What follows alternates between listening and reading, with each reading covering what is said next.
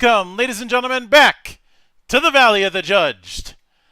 I am your one and only gaming monk, better known as Mildra, and with me as always is my good brother here in the temple, the man of 1,000 runes, the CEO of Zadari Enterprises, and the bane of my fucking existence, good brother Xanatrix.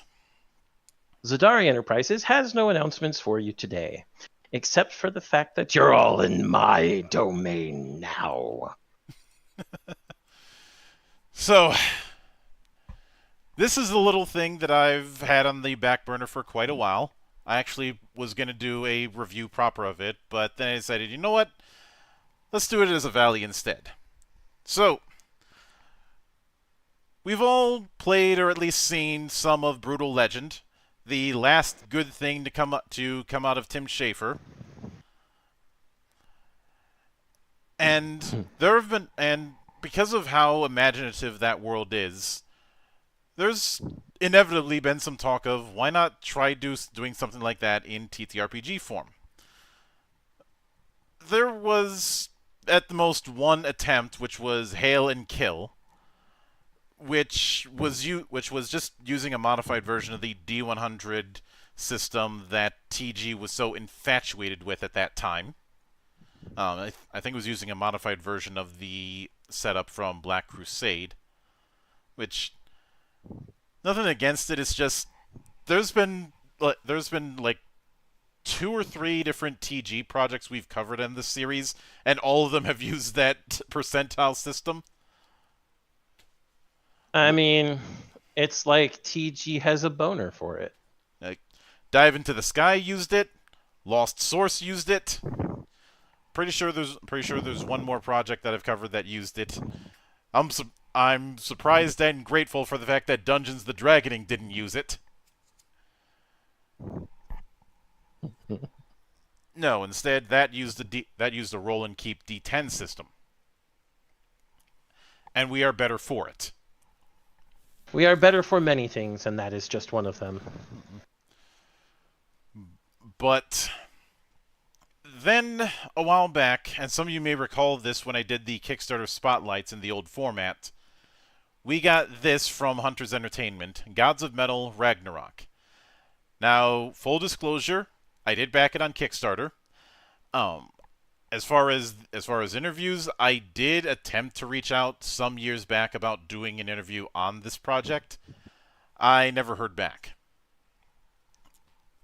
And given that one of the publishers was Renegade Entertainment, um, they probably don't care for how thoroughly I trashed the Power Rangers RPG. Plus, by the time this was done, Hunters was moving onward to stuff like the Altered Carbon RPG, which I've stated that I'd like to cover that in the future, but only after I've seen Altered Carbon in its totality. And at this time, I haven't. Now, Gods of Metal Ragnarok is wearing its influences on its sleeve, obviously. The game had a companion playlist on Spotify of just a bunch of different metal acts. In fact, let's see let's it's a 2-hour playlist that includes names like Anthrax, Motorhead, Armored Saint, some stuff from Bloodywood, and their own little soundtrack that uh, they put in a record. That record can double as a GM screen because of fucking course. But some of the names that were involved with that are Gary Joseph Potter Jr., Jeff Becenti, C.J. Pierce, Family Jewels. How the hell they get him? I mean, it's actually surprisingly easy to get Jules on. He likes anything that he can rock out to that's just fun. So I'm not surprised, to be honest. Mm-hmm. Then again, Family Jewels is the same guy who decided to do a Megalovania cover for his Doorbell because he can. It worked. Yes, it worked. Still kind of nuts, but it worked. I like Jules. I'm not really gonna like. He's crazy in the way we like, Monk. This is correct.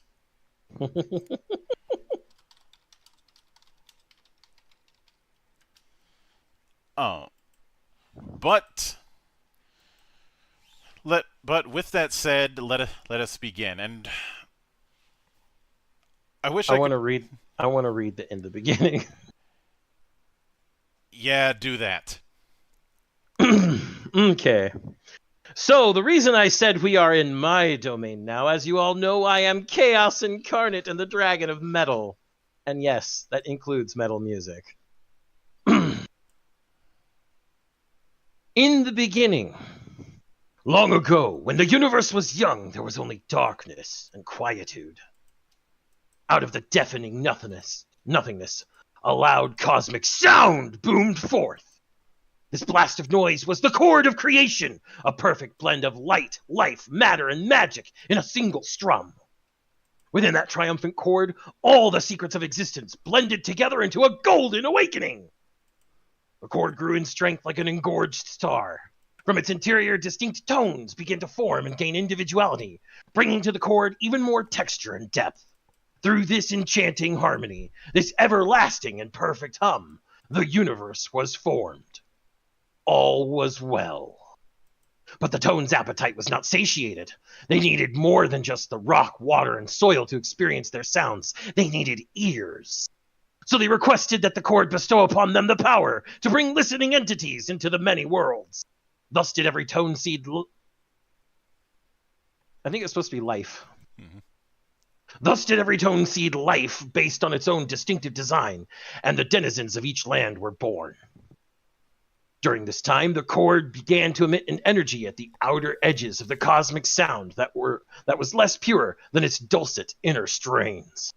This energy emerged in the form of a small and tinny noise called Dulreth, the discordant one. Dulreth did not share a similar joy of creation. It found its existence painful and its comrades' creativity envy-inducing. Over time, the dull throb of Dulreth's jealousy and hatred sharpened into a blade tip that pointed toward a single goal: gaining complete control of the cord.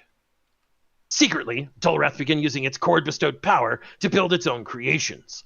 Instead of focusing on nurturing new worlds, it built an army, the Ragnarock. Once the time was right, the Discordant One rebelled violently against the cord. It watched as the Ragnarock battalions ripped apart its tonal siblings in a bloody massacre.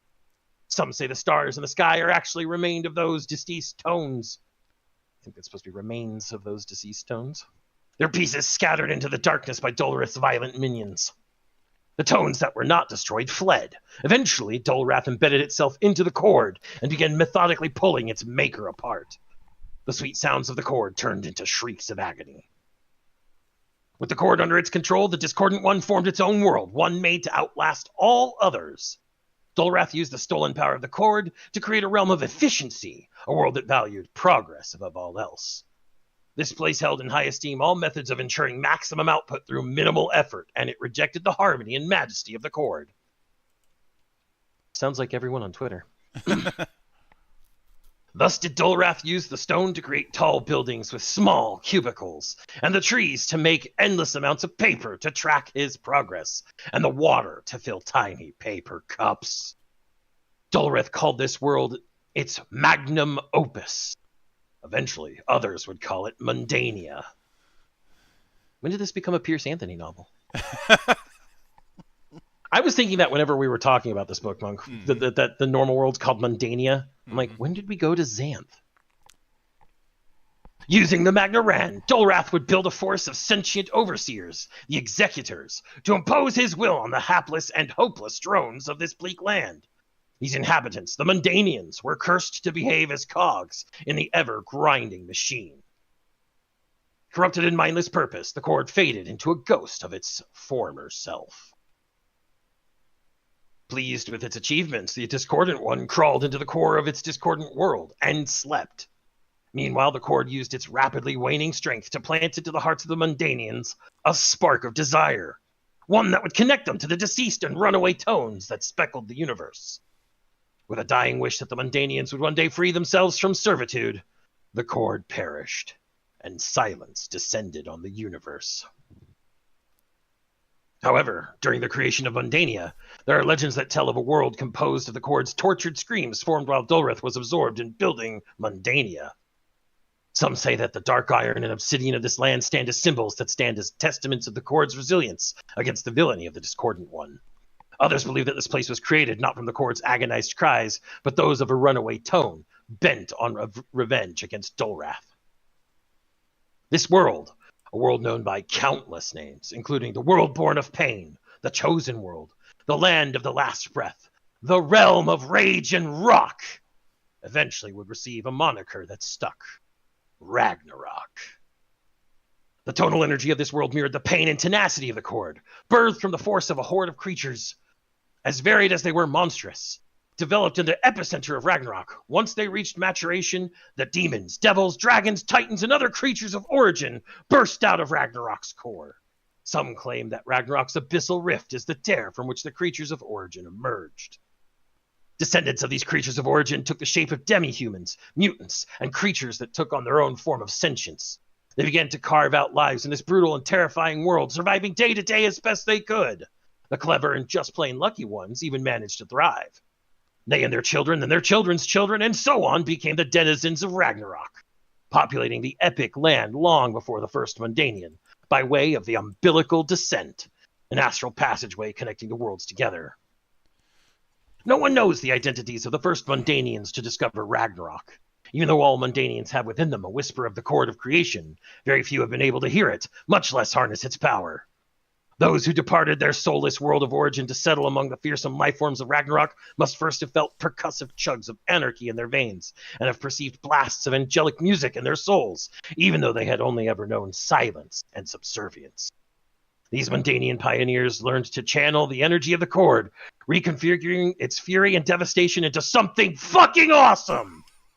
Archbishops of the Tones often claim that the first Mundanian adventurers to Ragnarok now preside as the metal gods in the Temple of Ascension, now waiting for other warriors and glory seekers to join them among their pantheon. The Chord's final wish came true. The desperate, last breath hope that a hero one day would avenge it and its fallen children.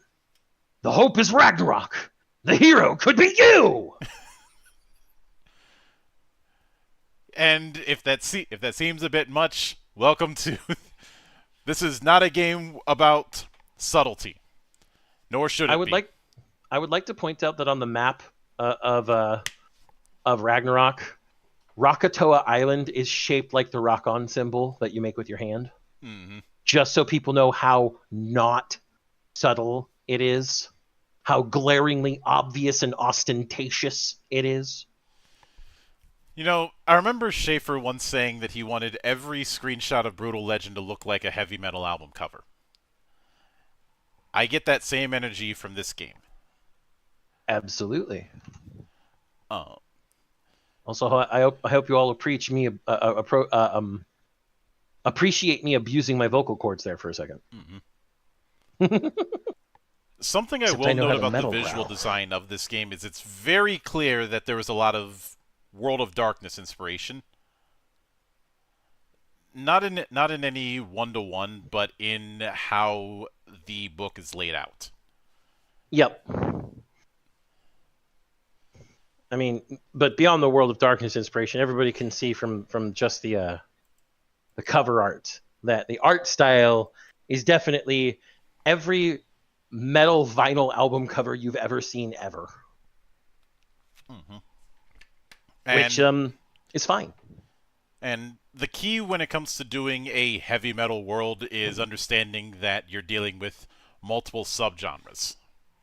And we are going to be diving into that.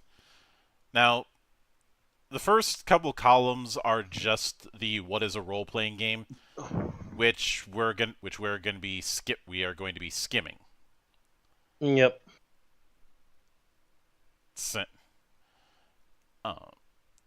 Although I do want to point out a little thing with the writing in Theaters of Play. Fart-sniffing connoisseurs, trademark, of role-playing games often use theater terms when trying to explain to the uninitiated what it is that they do. While there are rules to this game and specific places to use them, the primary goal of Ragnarok is to fill you with the blood-pumping adrenaline of pure molten heavy metal. The rules exist to enhance that moltenness, not detract from this. So in general, as a player or as a metal maestro, you will find yourself in one of two theaters of play. They're fairly similar. Each theater offers a slightly different approach to the game and a slightly different set of rules to support it. And so the first one we have is non-combat! The art of winning friends and influencing bartenders. I'll leave you to the meat of that, Monk. Yep. If the name can be mine. If the name didn't tip you off, non-combat refers to all the times in the game you are not smack dab in the middle of fighting things. This doesn't necessarily mean there are no stakes involved. In Ragnarok, you can die just as easily from making an ill-timed pun as from jumping off a cliff. No, sorry, not jumping, toppling off a cliff, sorry. The stakes are just different. Non-combat narratives are the best... I guess you could say the guy at the top of the cliff, the stakes were never higher. Non-combat narratives are the best vehicles on which to carry the story and your Metal Maestro want to tell. Story you and your Metal Maestro want to tell. And performance pools, we'll get to that later, are usually formed to test if your actions provide any narrative goodies you can use. In general, this theater of play is, of the two, a lot more loosey-goosey rule-wise. Also, the Metal Maestro has way more flexibility in this mode to determine what is and what is possible and what is impossible. I don't like how that's worded. It's supposed to be what is and what isn't possible. Non-combat can even take place in certain battle-ish situations. A tavern brawl or rough scuffle, for example. But it's not so useful if you want to. Bludgeon a Dracolich or something. What's that you say? Do you want to bludgeon a Dracolich? Well, it wouldn't be a game of heavy metal if we didn't give you the joyous ability to thrash stuff in your path, so here we go. Section 2, Combat! That is beating the living crap out of things! This is where the rubber hits the road. The battle music is kicked in, and now it's your job to climb into the hot, buttered thick of it with your bandmates. Combat tends to have specific rules around movement, engagement, and the way in which damage is done. At first, all these regulations may feel like a pain in the proverbial butt, and butt pain, as everyone knows, is the worst. But the goal of this structure is cooperation, to force you and your teammates to collaborate in order to overcome the challenge at hand. It's not fun when you can just skip like a merry little schoolgirl over every potential consequence you come across. You've got to work, suffer, and strive in order to thrive, or else what's the fucking point? Don't censor it, monk. This is heavy metal. What's the fucking point? Yep. Right after that, it goes into the 6 immutable laws of Ragnarock. Themes and playstyle. What you need to know. Yep. Which are find your glory, live your dreams, work together, think big, metal for all, trust your maestro. And it goes into some of that. And then we have a bit of a side thing of a document called Your Guide to a Better, More Productive Mundanian Life. I'll read this one too. Your Guide to a Better, More Productive Mundanian Life. This is an introduction to the Citizen's Guidebook to Productive and Synergistic Living within the modern world. It is a reference text, and not to be confused with such casual reading material as Life, Your Place Within the Structures of Our Functional Civilization. It is meant to support individual unit output and lifestyle directly. This is not meant to be pleasurable. Any pleasure derived from its reading will be considered counterproductive and deducted from the unit's recreation allotment for the annual cycle. As you have already processed through the academic programming centers, a prerequisite for full assimilation, you are now ready to the assignment of a solitary living cubicle. Then, after a period deemed suitable by your executors, you will be assigned and participate in a full family unit. Congratulations. Your executors will work with you to ensure that you are properly outfitted with the tools needed to produce the required amount of paperwork per cycle. This paperwork forms the core of your PEP, or Personal Efficiency Points. PEP is the base aggregate of your production output in any given work cycle and must be balanced carefully each quarter. Your executors and the executors who manage them will then review said output. Your PEP will be calculated alongside the PEPs of your coworkers and all productive members of society within your individual living zone to create new mandates that will override any irregularities in the data. In addition, all PEP earning individuals will strive to produce even and predictable annual results that exhibit the correct level of production growth and replication as instructed by the data released in the previous quarter's PEP, or alternatively, the Collective Personal Metric Interface, CPMI, for the zone in which you are currently assigned. Remember, you are a functioning member of the whole and must remain productive. The executors. Mm-hmm. Yeah. The next few pages go into the line between Ragnarok and Mundania, which we kind of dipped into.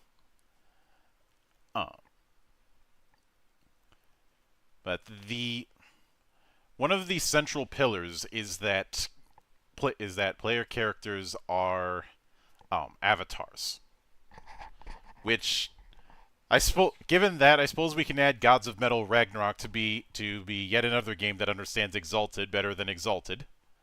At least modern Exalted. Mm-hmm.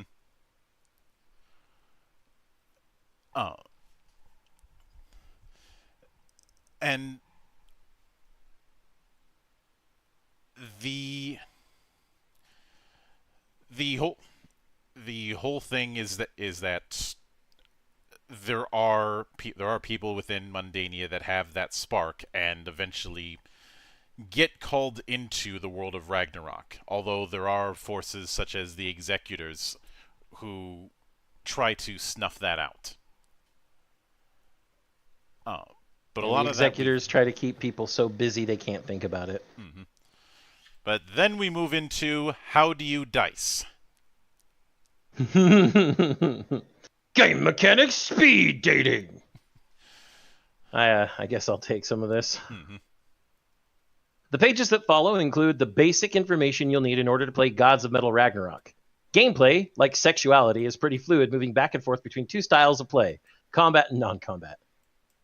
Be aware that, whether you're chatting or chopping up a foe or friend, the dice mechanics of both situations are similar.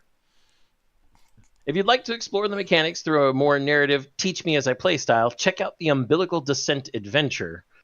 But for those who enjoy the traditional hit-me-with-a-rules-hammer-until-I-understand mode of learning, we'll cover all the basics here. That'll include a list of materials necessary for gameplay and descriptions of power moves, skills, combat, and tempo. Additional helpful resources abound, including the one-sheet rules outline that's in the very back of the book, and a terms glossary.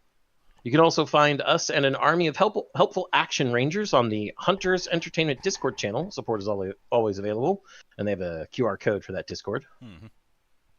For our game Masterful Heroes of Storytelling, we recommend that you check out the Metal Maestro chapter after finishing this section. It's a good primer on how to run an adventure and lead a group of wily adventurers.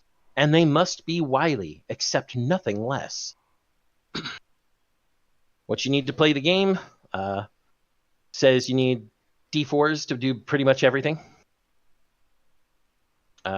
If you have...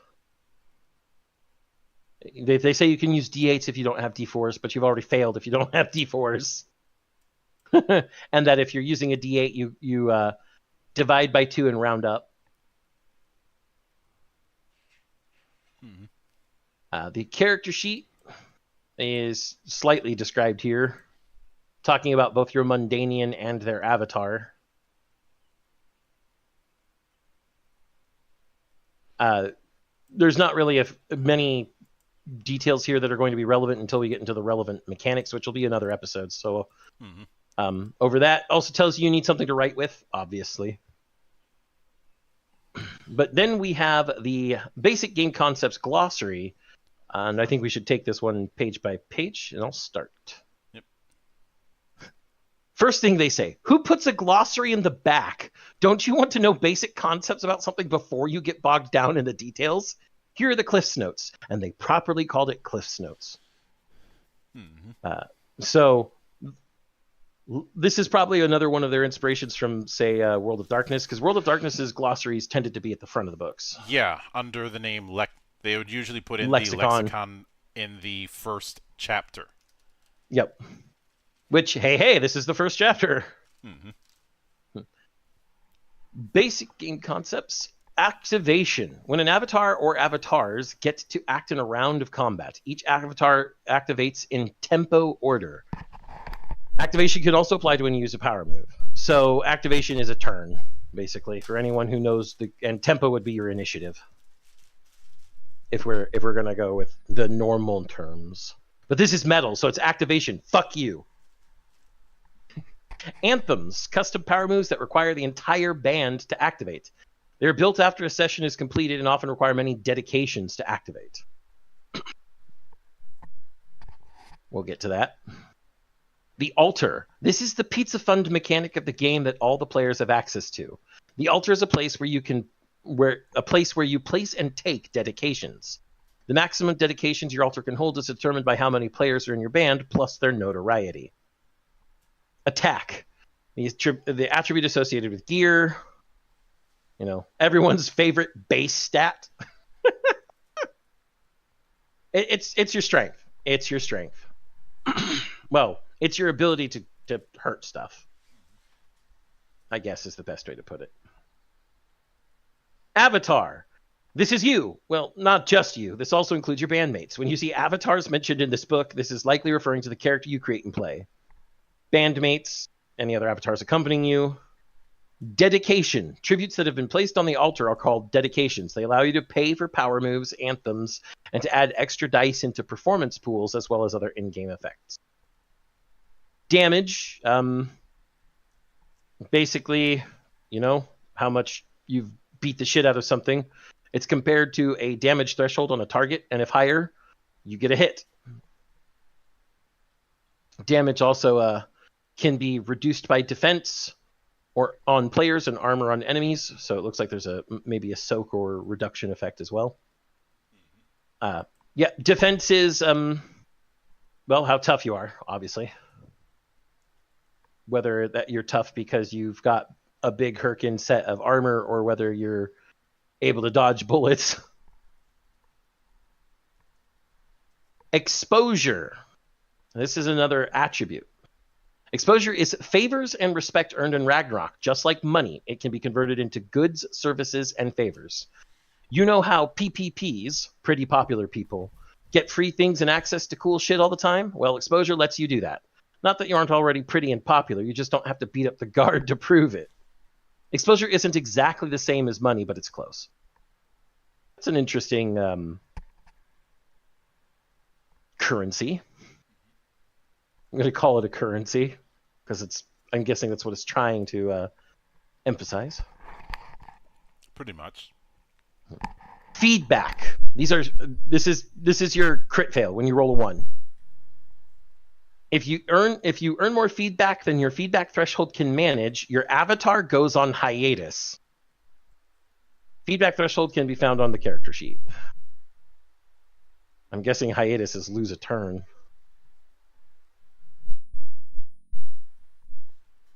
Glory. Resource after a session is finished. It's how you get notoriety. At the end of each session, the Metal Maestro will ask questions of each avatar regarding what they did during the campaign. Based on the answers, the Metal Maestro will reward glory to the band. Harmonize. When several avatars share a tempo and act simultaneously in their activation during combat. Meat track. A part of your character sheet that keeps track of the current health of the character and is delineated using dots. When players take enough damage to cross their tolerance, they mark a hit by taking off 1 or more dots on the meat track. That's interesting. Now we'll give you the next page, Monk. Mm-hmm. So first we have might, which is basically how powerful is your weapon. Each tribute in an attack performance pool can be spent to do damage equal to your harm attribute. Notoriety.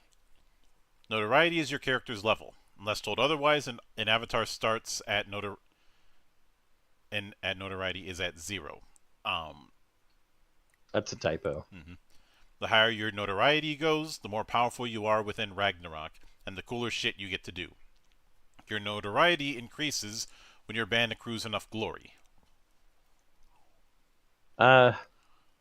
Dragon asks, so this is a metal Norse mythology TTRPG? This is just a straight up metal TTRPG. Mm-hmm. So, like, there's going to be some Norse in there, obviously, but it's just straight up metal. Yeah.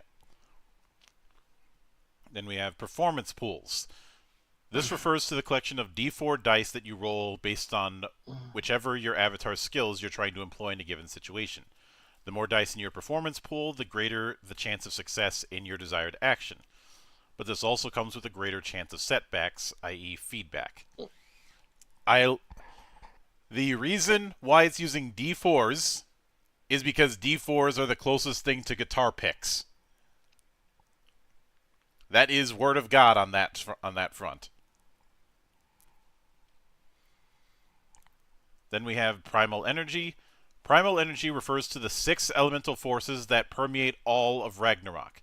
The 6 primal energy types are Shadow, Flame, Sky, Stone, Ice, and Metal. These are forces which can be manipulated or added to an attack to deal additional damage.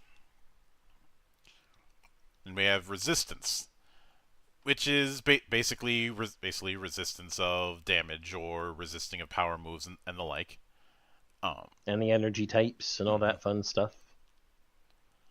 This is how you reduce damage. This, like I said, I'm very much being reminded of World of Darkness. Then we have Resonance. Resonance is the experience your gear gets, and often takes the form of the loot you earn during quests. Avatars can merge their gear with other powerful artifacts in Ragnarok, so instead of having to haul around 15 different swords for all occasions, you can use Resonance to merge them into one ultra mondo stabby thing.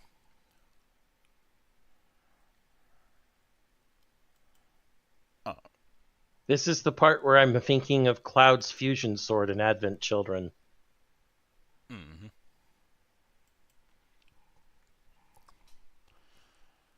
Then we have round, which is what you'd expect. No, Monk. Okay, no. I have to make the joke here. This is a These are all music terms. It was an activation for your turn.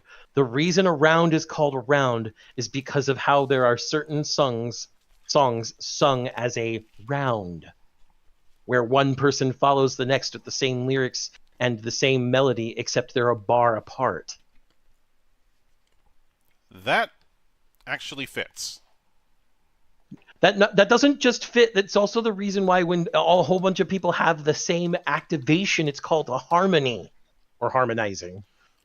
Because all three people, instead of one following the next, they're all at the same, so they're all hitting different notes and making the melody better. It's fucking it's fucking genius, and I love it. I also know way too many rounds for my own good, so like. Technically, row your boat is a round, if in case anybody didn't know that. Mm-hmm. Anyway, continue. I had to stop there to point that out.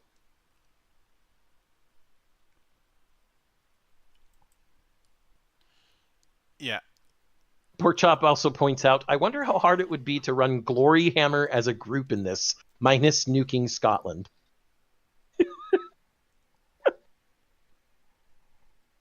Mm-hmm. All right. But continuing, Monk.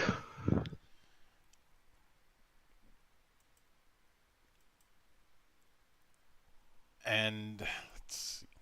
So then we have skills, self-explanatory. Then we have speed.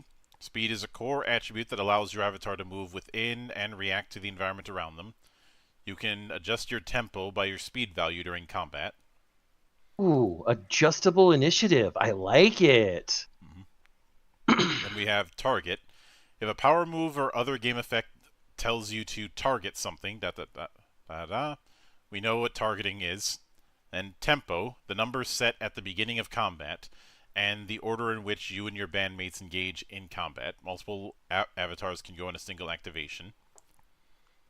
Then we have tolerance, attribute associated with your gear. This number is used to determine if you take a hit on your meat track after you've resolved your defense. The higher this number is, the more damage your avatar needs to take to suffer a hit, representing they're quick enough or just plain tough enough to avoid it in the first place. Tributes. These are the liquid resources in the game, and you earn them when you roll 4s with your handy-dandy dice. They fuel the whole damn experience, allowing you to bump up your actions, perform power moves, and basically just make badassery bloom all around you.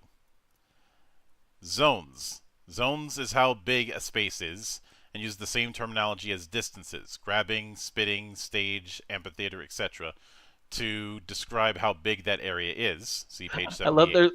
I love that there's spitting distance. That's the fucking best. God damn it. Mm-hmm. See, then we have a very nice spread, and then it goes into the second half of what we'll be discussing, the metal gods. Yep. And this looks like this is a statement from a character within the game rather than some quotes from metal bands. So, we are all of us born the Six who called us to this realm. Or born of the Six, excuse me. They bless us, guide us, and punish us. Gaze upon the glorious pillars of the Pantheon, and accept their judgment of our tributes. We are here for their sake, and can know no other life but a life born of pure metal. Lord Kezimar Sandspear, Amp Lord and Speaker of Aznu Baba.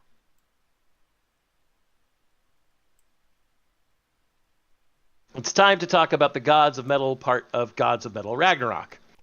Supreme beings, many say they are the founders of this world, while others say they are visitors, just like the avatars they now bestow their power upon. Either way, for avatars, they are the reason for being in this world. To receive their blessings, avatars' actions are dedicated to them. While the rest of Ragnarok, the denizens, may not bend a knee to these gods, the inhabitants of Ragnarok can't ignore the power that comes in the form of their avatars. The gods of metal reside in the celestial gates, occasionally taking court to those avatars who have truly impressed these magnificent beings and have been chosen again to ascend beyond demigodhood to metal godhood. As you'll soon learn, choosing a metal god to follow is much akin to picking a tone or a lifestyle that you'll imbue upon yourself as characters as you adventure through Ragnarok. So choose wisely, as many of the goals that you'll set in your session may center around the needs and desires of these overlords of rock. The gods of metal bestow powers unto avatars and rule over their domains, as gods so often do, giving their protege some meaningful capacity to manipulate those domains in the world of Ragnarok. It is up to you to decide if they are benevolent, mystical, or cruel, as it is in so many Playtime with Gods TM RPGs. As we have suggested, the metal gods are not the only cosmic deities of this boisterous world, but they are the ones who are strictly tied to the avatars. While there are many gods of metal in the pantheon, most acknowledge the original six, or the six as they are sometimes called. Those are the gods of metal we will showcase in this chapter. And that starts with Aznu Baba. Yep.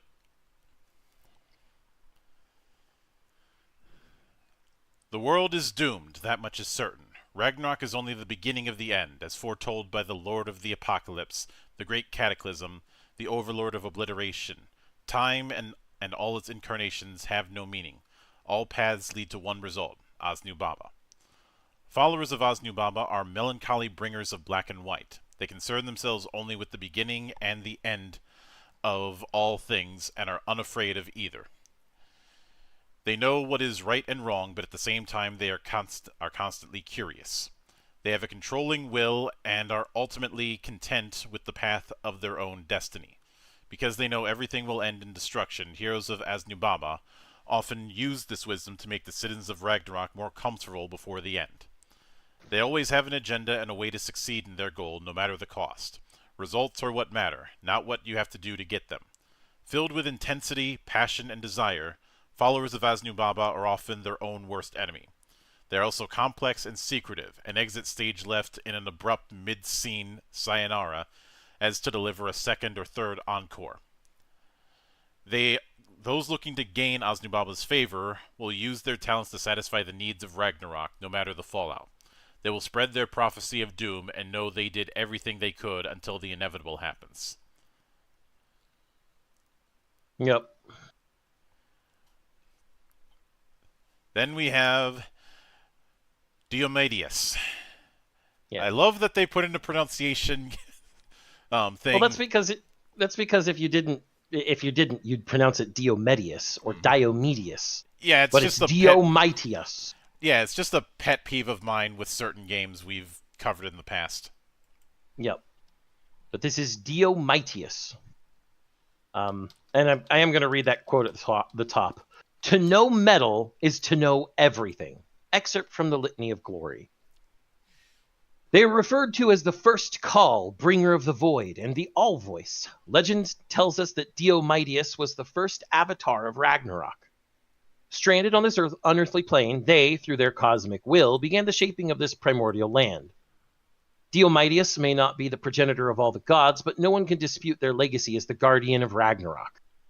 From them the laws of metal were formed, and it is their mighty lead angels, you know it's lead, who bring to Ragnarok those individuals who answer the call.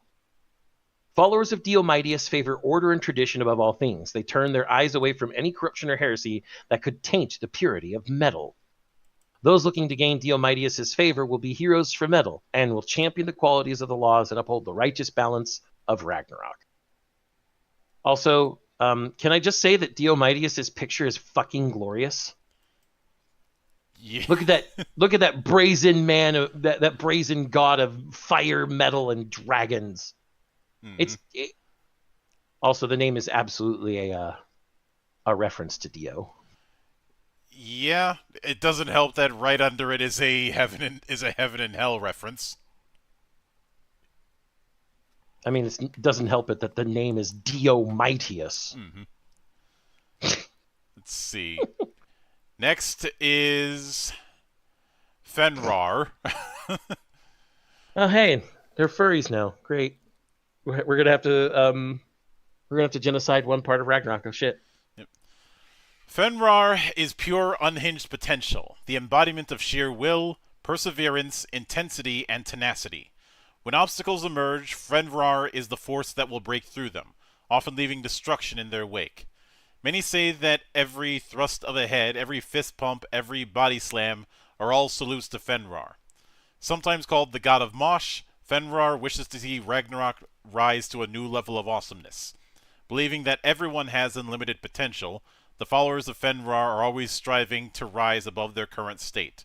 They express this ambition in their actions, their demeanor, and their usually triumphant efforts to kick major ass. Those looking to earn the favor of Fenrir will do so by bringing power to Ragnarok through their deeds and a general air of badassery. Nice. I like them already. I think it's cool. One quick question. Shoot. Why is there a black outline box on the overlay now? I was trying to fix something where the text kept blending into the background. Ah, okay. Now it just is a black box. Mm-hmm. Oh well. But yeah, Fenrir is definitely an ass kicker. God of Mosh. But I swear to God, if his army of avatars is mostly furries, we're still genociding. I will still genocide. Okay, I want to know what trickster god this is, for fuck's sake. How many picks is that? And why does he need so many? The answer is all of them and yes. 14 that we can see. Yes. And Monk, he already looks like a trickster god from the picture. His name is Kekatari. Kekatari is known by many names. The Speed Demon, the 100-fingered man, the Weedle King, and the Master of Faster. No matter the name, they are always depicted as the fastest player of all the instruments, misspelled as instruments, in all of Ragnarok. Intuitive, quick-witted, and insightful. Kekatari, now misspelled as Kekitari, is the beacon for all the denizens of Ragnarok who wish for more than just basic power chords in life. He's the speed metal god, Monk. And not just the speed metal god, probably does sweet picking really, really well. Well, look what quote they used at the bottom of the page. Of course, it's Yngwie. Yngwie Malmsteen, of course. Mm-hmm. For those of you who don't get it, listen to more metal, and specifically go listen to anything Yngwie Malmsteen's ever done. Mm-hmm. Anything. You'll get it. Yeah. Followers of Kekatari tend to be very clever. Yep, he's the trickster god. Also figures, because I'm pretty sure Yngwie Malmsteen had a pretty wicked wit. They have a wit that's as sharp as an E chord. Fuck. God damn it, I understand that reference. And I don't even play a fucking instrument. And they gravitate towards books and research-oriented activities. The downside is that they can be picky and critical with a near-obsessive attention to detail. Logical and industrious though they may be, these qualities can also make them their own worst enemies. Yeah, it's a trickster god. Trickster gods tend to trip themselves up. Mm-hmm. Heroes of Kekatari are frequently narcissistic, focused on their own desires above anyone else's, and lost in the wind of their own thoughts. They are particular about who joins them on their quests, often holding others to unreachable standards of behavior. Those looking to earn the favor of Kekatari will do so by bringing precision and efficiency to the world of Ragnarok. If you strive to bestow knowledge and skill to the world around you, Kekatari will be pleased. Fucking goddamn it. And next is Calamity. To simply call Calamity the god of death would be inaccurate. They represent woe, blackness, and raw emotion. Death means the end of one's time in Ragnarok. But to truly appreciate Ragnarok, one must celebrate, must revel in, death's glorious inevitability. Calamity is often depicted as both lovely and dangerous, beauty wrapped in barbed wire. They are strong-willed, emotional, empathetic, and fucking confusing. Those looking to earn the favor of Calamity will do so by employing a woeful desperateness. essentially haunting Ragnarok like a restless spirit. They will communicate raw emotion to show others the beauty of vulnerability and darkness. And the quote at the bottom is from Typo Negative, Mm-hmm. so you know exactly what Calamity is like. Yeah. I mean, it doesn't help that she has that giant fucking butchering sword sitting on a literal throne of skulls. Korn wants his throne back, but she killed him again. You can't stand up to metal, Korn. Fuck off. Mm-mm. Oh, hey, it's the hair metal god. Or the Yep. glam metal god. I'm gonna. I'd say glam metal just because of that fucking tiger head at his crotch. Or her crotch. Their crotch. Mhm. They're sexually confusing. It's definitely glam metal. Shrika. Yep. Shrika. Shrika is fantastic. Their songs fill everyone with the confidence and drive to achieve anything. Thousands of tearing voices scream out their name, and all would gladly die to experience even a moment basking in their glorious magnetism. Many consider Shrika the outcast of the pantheon, but you'd much rather have them on your side than not. Those looking to gain Shrika's favor will do so by using tricks and clever thinking to bring glory to Ragnarok, and looking hot while doing it won't hurt. They're definitely glam metal. Steel Panther's one. Yeah, and Steel Panther is basically taking glam metal and doing a cocaine binge with the whole thing. So, so to answer Dragon on a few of his questions here, Calamity is not a hot goth girl in the sense of big titty goth GF. This is a hot goth girl, as in hot Visigoths coming to ruin your civilization today. She literally sits on a throne of skulls with a giant fucking fuck off sword covered in blood, and the most "I'm going to kill you" face ever. While in a plate bustier to boot. Whereas Shrika could be a guy, Shrika could be a girl. No one who is a groupie of Shrika is going to care whether they're fucking a hole or getting a pole. I'm going to tell you that right now. They're just going to be like, "You're hot and I want you," and Shrika's going to be like, "Okay." Also, given the image for Shrika, probably has tiger blood. And Adonis DNA. Yes. So, but Shrika is the last of the 6 base gods of, gods of Metal Ragnarok. But, as they said earlier, they're not the only gods. There is another section on more gods. And I think we should read these ones too. I'll give you the first page and I'll take the last page. Yeah. The new gods, or create your own god. The 6, while the most widely known of the gods of Ragnarok, are not the only gods of Ragnarok. Many choose not to follow the ways of the 6, but opt instead to follow the new gods who rose to ascension in their name. These newer, more modern interpretations reside in the far reaches of the celestial pantheon. If you find yourself wanting to march to the beat of a different sort of drummer, or itching to support an indie deity so that you can claim you heard of them before they were cool, do it. Fucking hipsters! But keep in mind it will require even more elbow grease on your part and the part of your metal maestro. With the express permission of your metal maestro, you can create new gods with their own domains and specialties to serve in the metal gods pantheon. Side note, before you go further, for anyone wondering why he's emphasizing new, it's the same new as in new metal, NU. Mm-hmm. Continue. You may even wish to take a high-level character and ascend them to new god status. Oh, so like demon princes. Or like any character you would ever retire to the Hall of Heroes back in the day. Mm-hmm. Players can choose to create their own homebrew new gods, but that may require a fairly intimate understanding of the rules. You have to be pretty well versed in Ragnarok gameplay to create the anthem options and tonal power moves that accompany your new god picks. If you're itching to take a new god right away, we recommend that you use the rules and powers offered by one of the six and then reskin them to your liking. And we do have some examples of them, such as Duvestra of the Charnel Pit, whose domains are blood and woe. A devoted follower turned zealot, Duvestra felt physical pain was the thing that spoke most purely to their heart.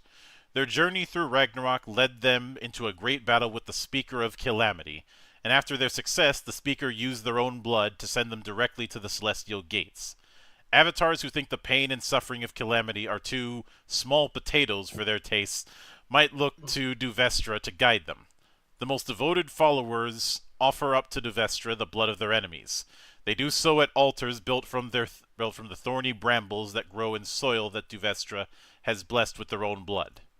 Example glory questions are, did you collect a sizable amount of blood for Duvestra? And did you take a hit and relish in the physical pain caused to yourself? So not only do we have Calamity as skulls for the Skull Throne, we have Duvestra as blood for the Blood God. Mm-hmm. It's like someone took Korn, split him in half, and turned him into... I'm guessing Duvestra's also another female god, or goddess in this case, I should say. Mm-hmm. And split him into two women instead.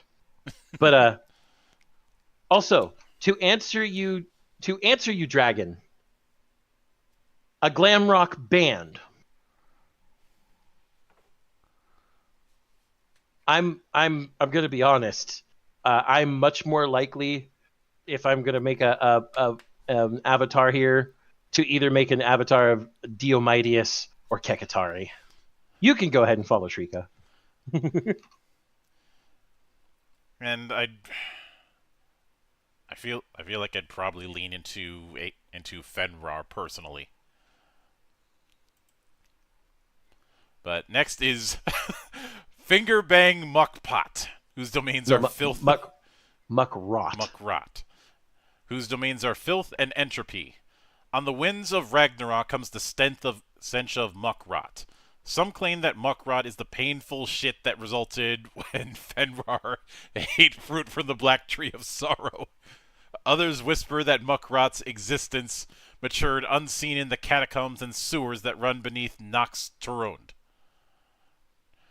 Either way, Muckrot is the favored god of avatars who are looking to make a statement with their stench.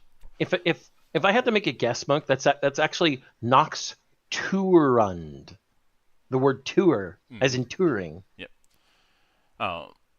Followers are pretty easy to spot and smell, as they take vows of uncleanliness.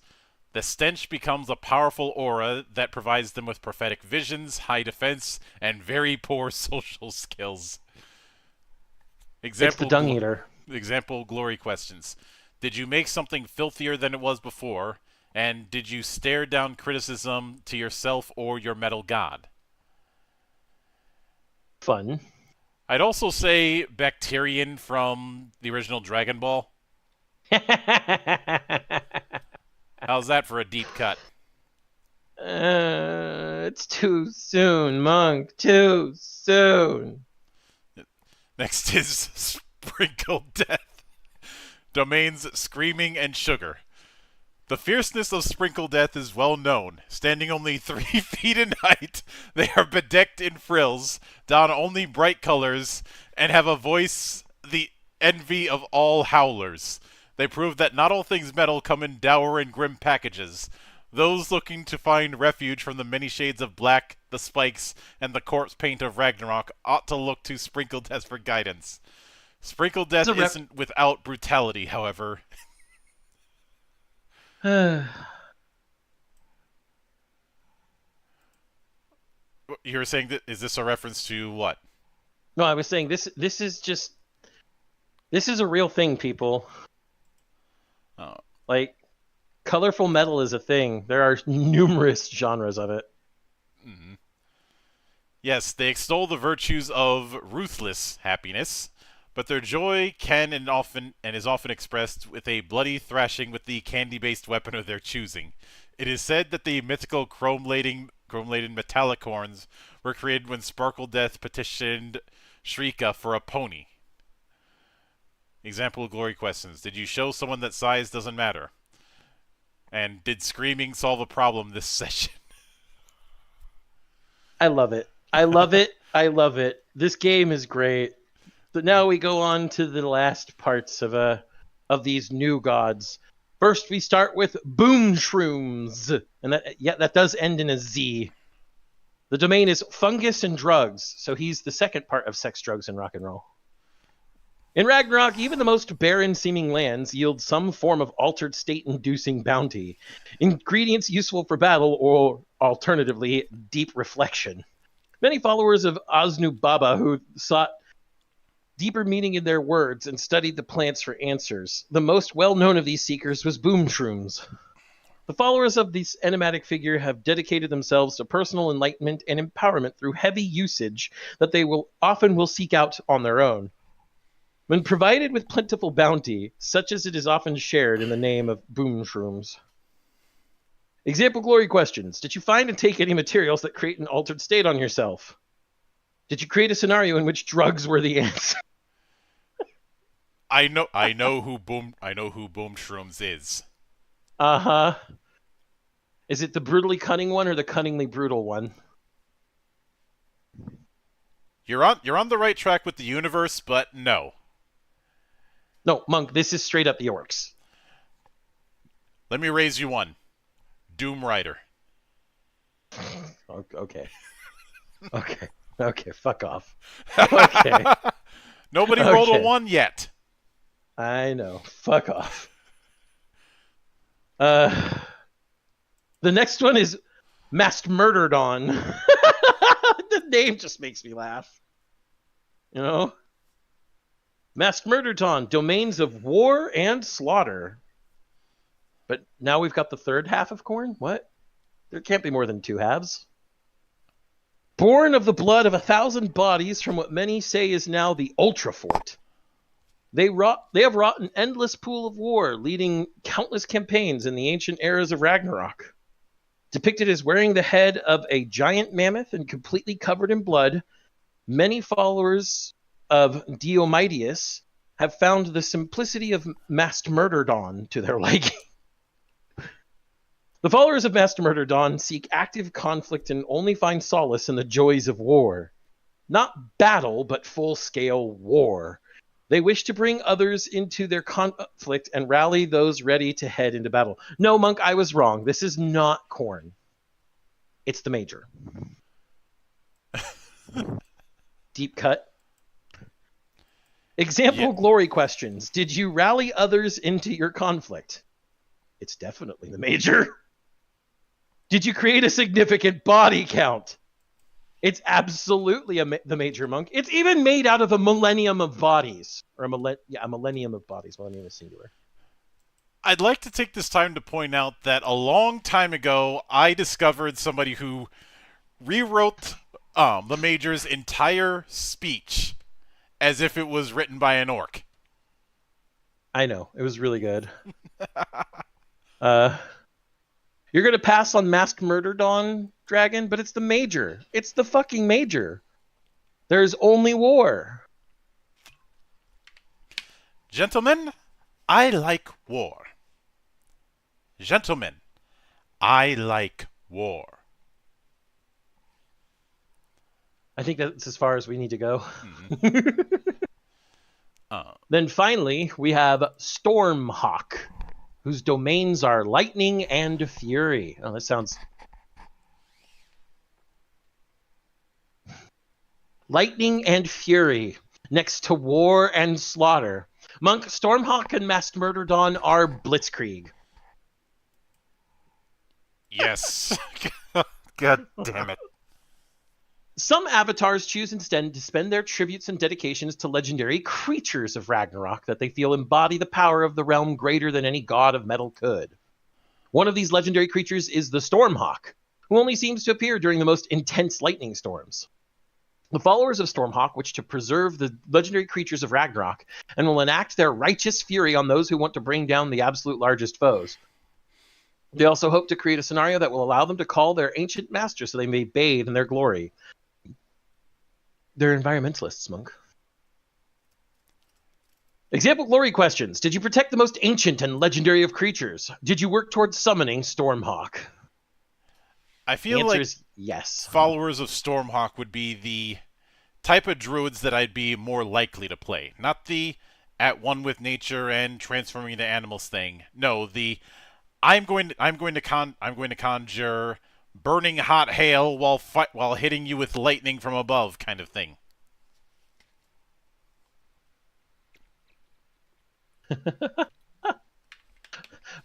Pork,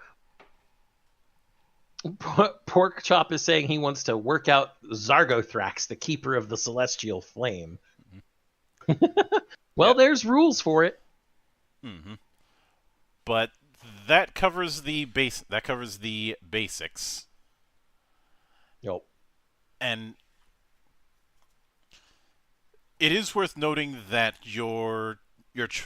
if I'm being honest, I know I made the exalted jokes throughout this, but if there's any old White Wolf game that I think is the strongest parallel to what we have here, it's Scion.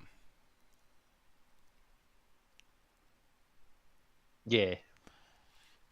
Especially since your choice of deity is part of the character creation process we'll get into later, known as tone.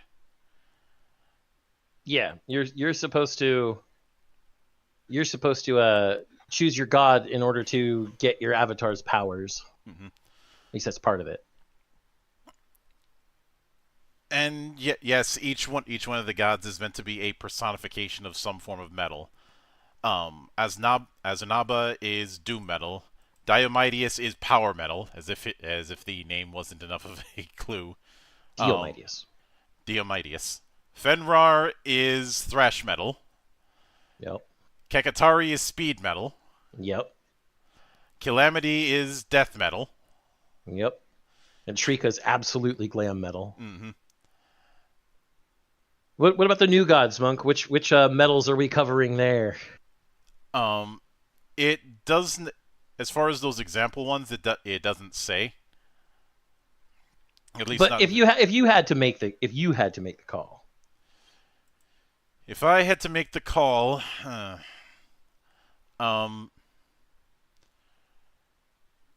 Duvestra, I would say is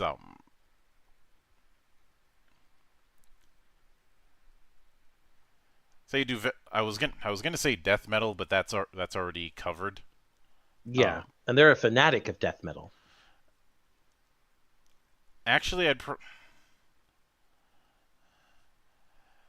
for whatever reason I keep thinking of the nightclub scenes in the Blade movies when it comes to Duvestra.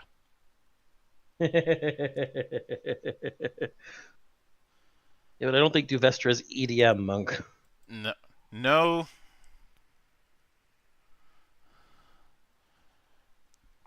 Oh, as far as finger bang muckrot, oh, I don't know, drone metal. I It's can hard to nail down a genre that's when all we have is stench. I'd make a joke about gent, but I don't think that's very fair. Yeah, sprinkle death is absolutely baby metal. I mean, yeah, kawaii metal for Mm-hmm. sure. Um, boom shrooms. Um, I was actually gonna say doom metal, but more specifically stoner doom. So the sword, electric wizard, graveyard, Yep, that kind of people. yep, yep. I think Mass Murder Dawn is pretty easy to call, considering that, well, it's evoking Mastodon. Mm-hmm. Mastodon is sludge metal. Yep. I'd say also Horn of the Rhino Mm-hmm. and Stormhawk.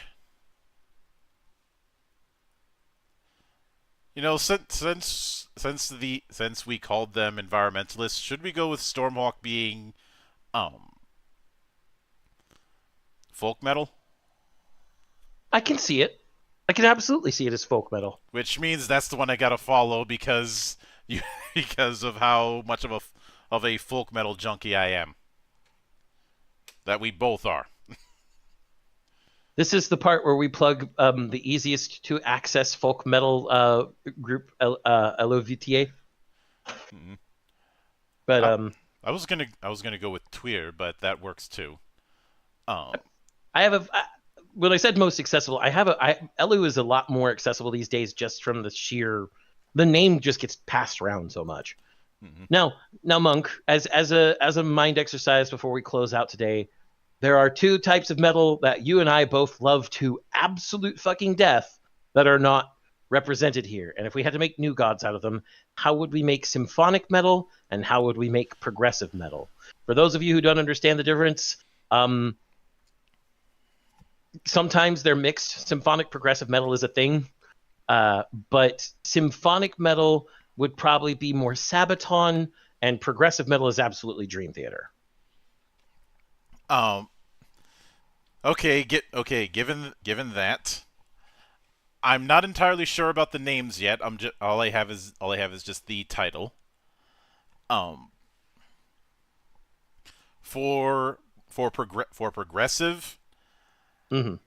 I want to go with someone who has the title of the majestic one.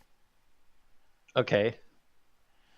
Um, you are probably the only person within the vicinity who's going to get the reference. But the majestic one is the ultimate builder.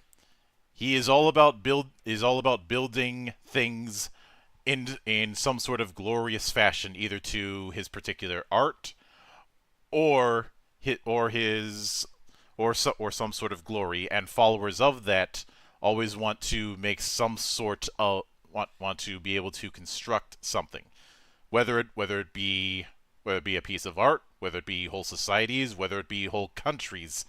It is all about build. It is the person who will spend 100 years building some kind of project.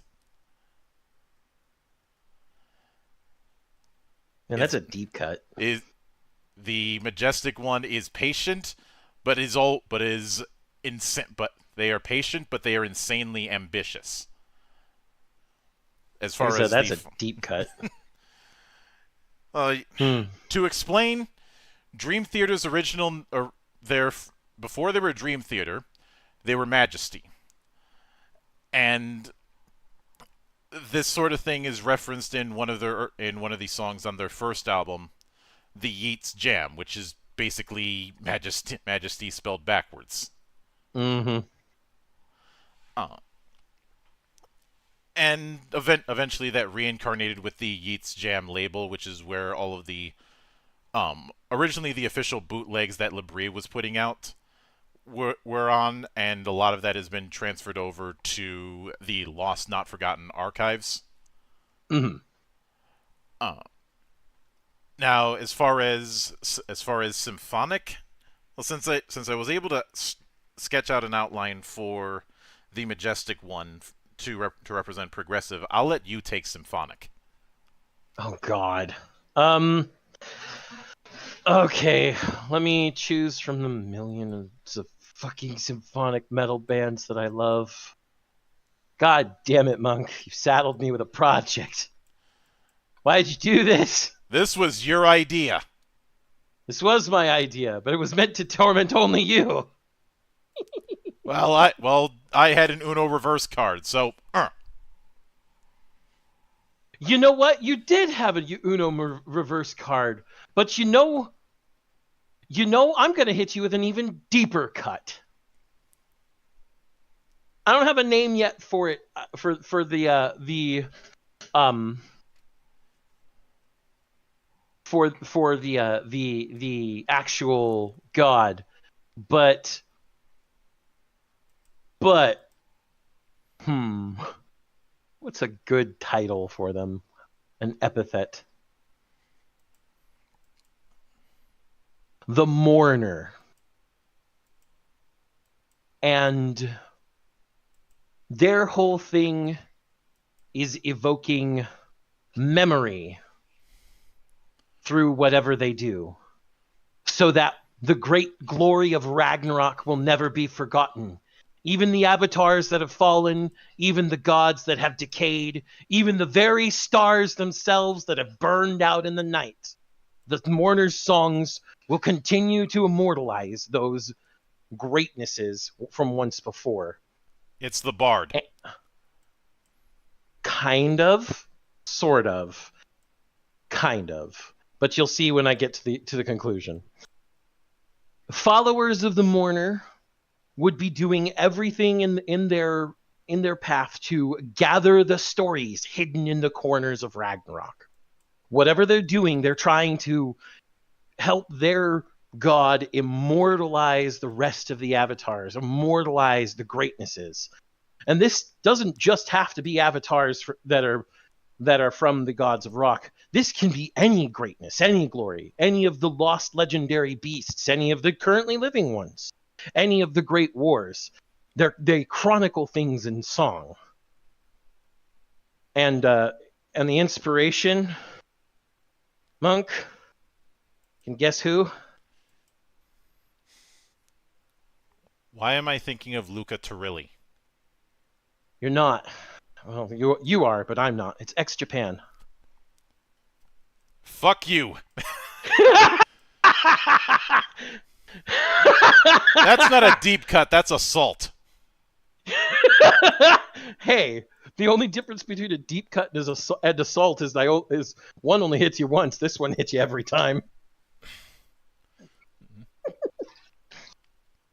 But yes, ex-Japan was the inspiration for a symphonic metal god.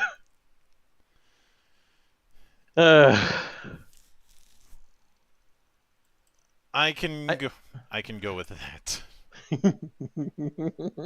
I hate it. I mean, but I can go with that. You can hate it all you want, but they're still symphonic metal, and I still love them. And fuck you.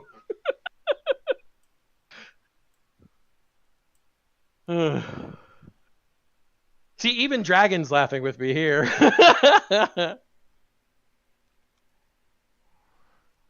But it's actually pretty. I think the fact that you can just come up with a concept based on any band, any vocalist or guitarist, bassist, drummer, anybody from any band to make any of the new gods, that's how many metal performers are there out there that you can draw inspiration from?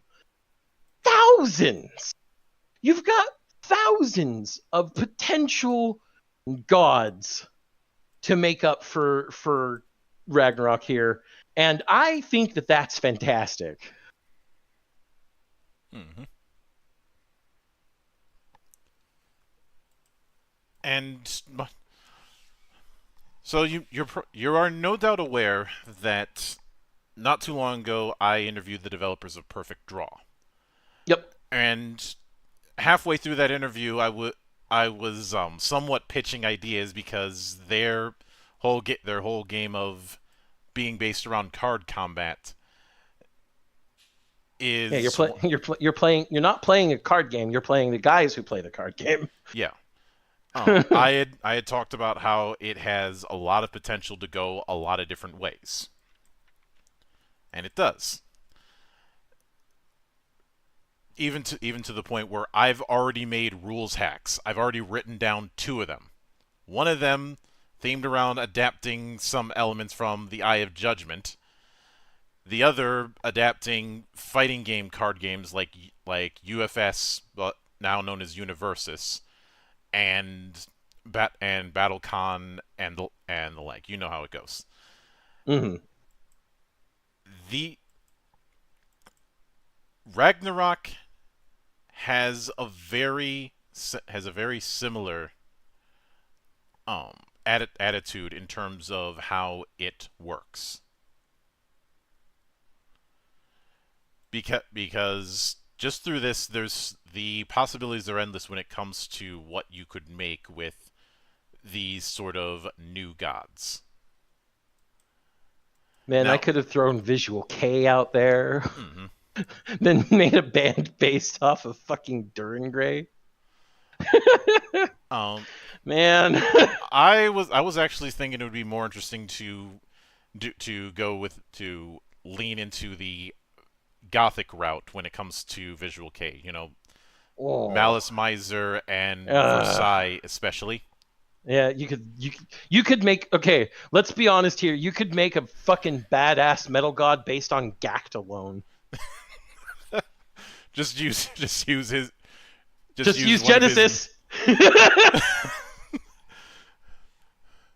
um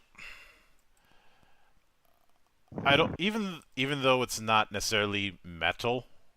Um, I'd also say building around health would be an interesting idea. That'd be fun.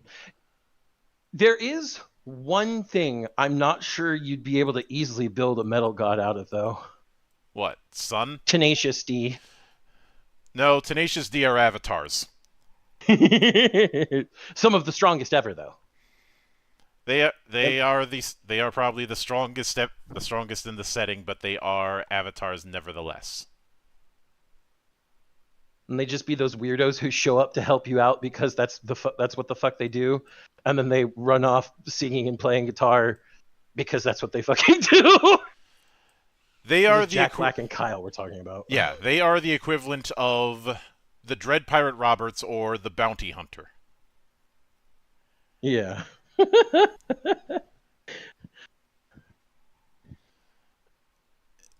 Simply because they nobody knows where they came from. They just showed up one day, and then right when everything was done, they disappeared and then showed up somewhere else.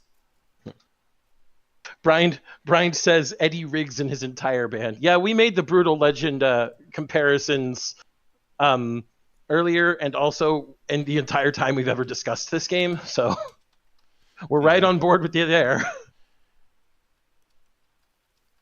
Also, I think Jack Black should voice more video game characters.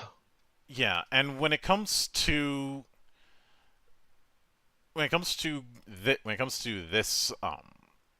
the gods here when it comes to the gods here, I think each of them could in some form or another be likened to one of the members of Death Clock. Um, Well, one of the gods, I'm pretty sure, uh, wasn't it Asnubaba had the Death Clock quote at the bottom of their page. yeah, Asnubaba's analog would be William Murderface, Murderface, Murderface. Um, Who's Nathan Explosion then? I'm going from top to bottom with each of the gods to try and nail it down. Diomedes, I would. I know it would be tempting to say Siskar Squigelf. No, he comes Quizcar Squigelf. he comes later. Okay. Um, I think I know where you're gonna put Squizgar, to be honest. yeah. Um, Diomedes. Um, I'd actually say the equivalent would be Metalocalypse's agent.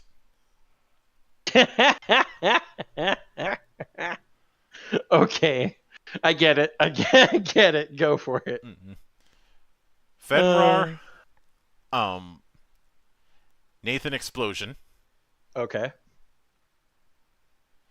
Um, Kekatari. This is where I'd put Squigelf. Quizcar Squigelf. Um, actually, now that I think about it, Calamity would work better as Nathan Explosion, given his running gag of coming up with song ideas, all of them involving murder. Yeah. Yeah. Yeah. Um, as far as who'd be the actually, the more that I think about it, Kekatari. This might be a bit of a stretch, but Toki Wartooth I can see it. and Siskar. would be Shrika. So then where does Pickles go?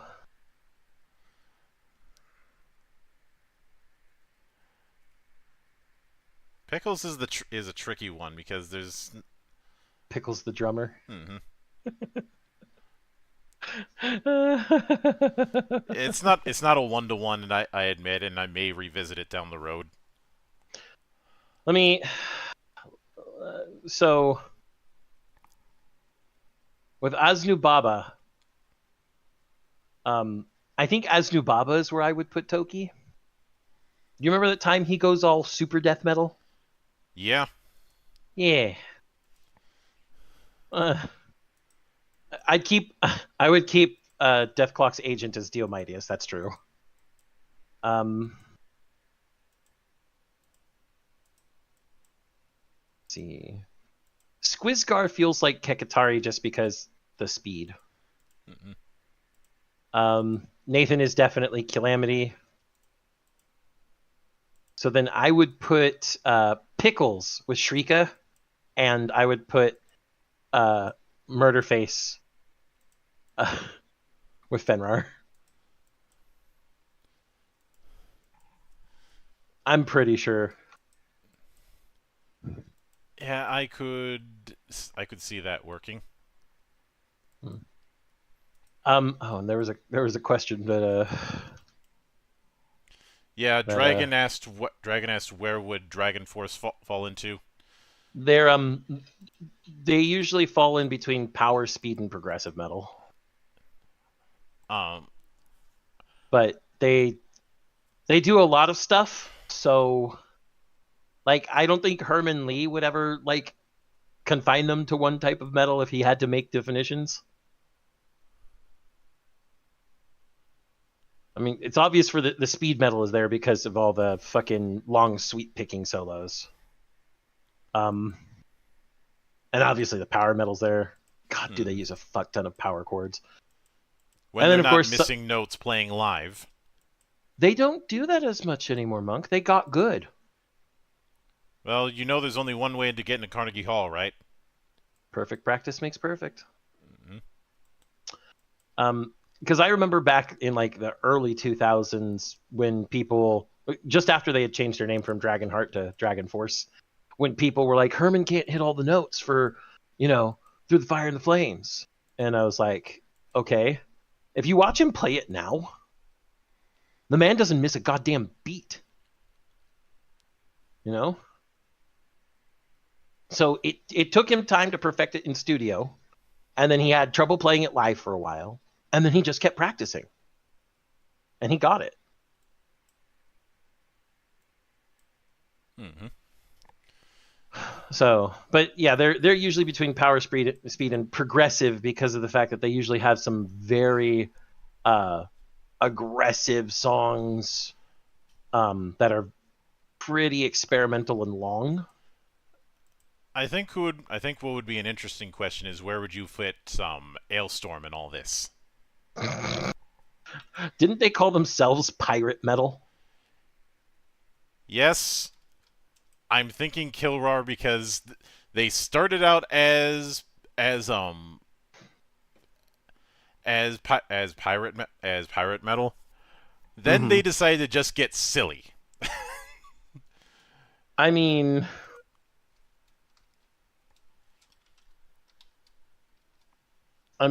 you're not wrong. But I'm actually going to go with a surprising selection here, Monk. I'm going with Powerhawk or Stormhawk. Well, given that one of their Pirate metal first is, songs was about the Leviathan. I mean, pirate metal is just folk metal on the sea, right? Right. Yes. Also, Ailstorm is one of the best metal bands because they come from Scotland. Fuck you, that's why. I don't care. I can hear someone screaming Scotland forever. But Scotland forever. There you go. I'd say another one that would be an interesting and this might require its own new metal god, but where would you put the Diablo Swing Orchestra. my,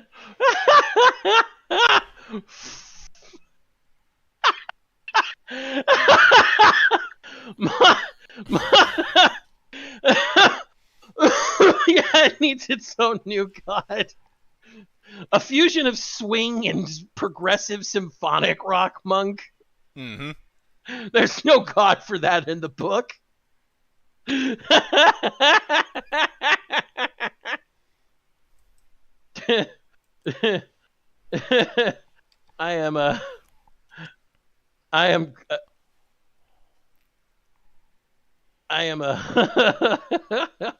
I'm funny. I'm funny. Fun. No, I'm laughing. God, my brain can't work anymore. Also, pork chop. Scotland forever. You're not gonna nuke Scotland. Scotland will nuke you first.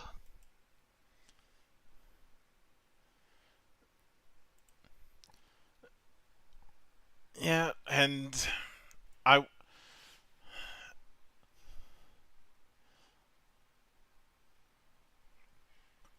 oh the problem with trying to make a new metal god off of Diablo Swing Orchestra is that they're fucking all over the place. Yes. The because the best way for me to describe Diablo Swing Orchestra is the soundtrack to Tim Burton's Brain.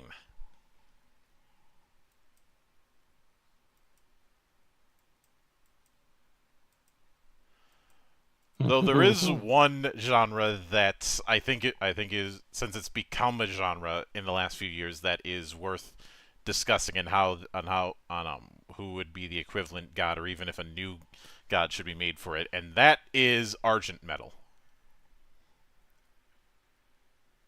Actually, no, we already have an answer for that. His name is Jeff Day. Mm-hmm.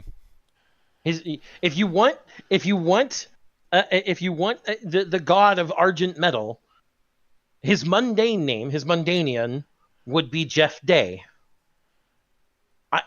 If I'm going to call it what it actually is,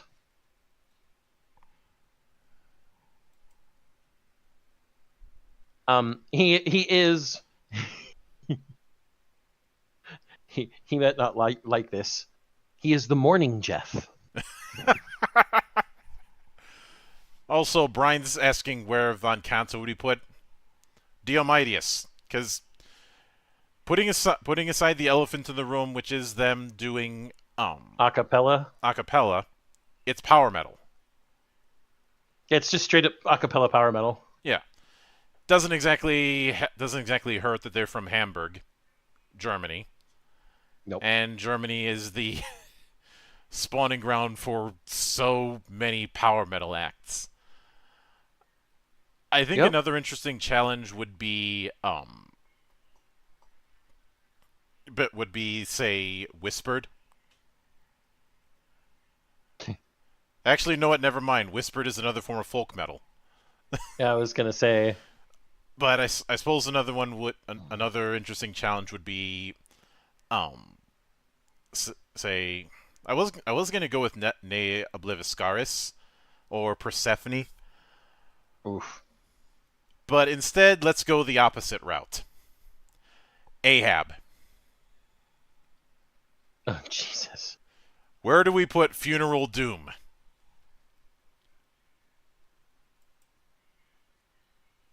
If we want to go even further with this, where do we put Sun?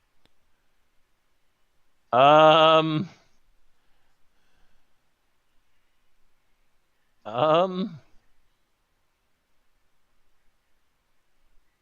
You know,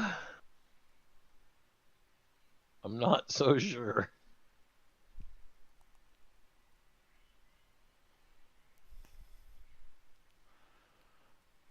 You know, I have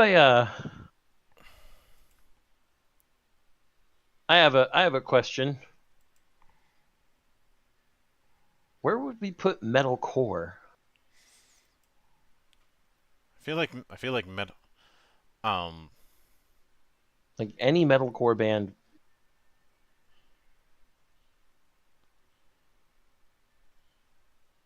No, here's.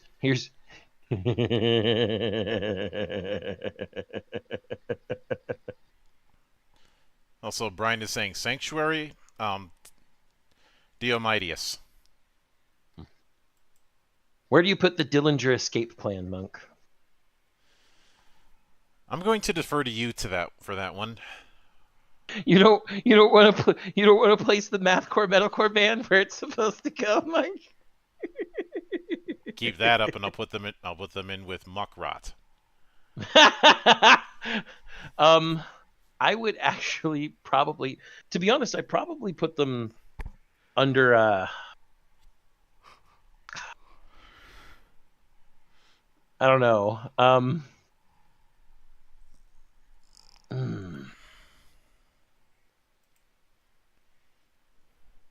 That is a hard one. It probably needs its own god, to be honest. Yeah. Either that or Masked Murderedon. Mm. Just because of all the discordance and dissonance and polyrhythms. Pretty much. But with that said, I think we're off to a very good start, and I look forward to seeing how things go moving forward. So until then, on behalf of the good brothers present and not present, my name is Mildra. I am your gaming monk. Stay fucking frosty, everybody.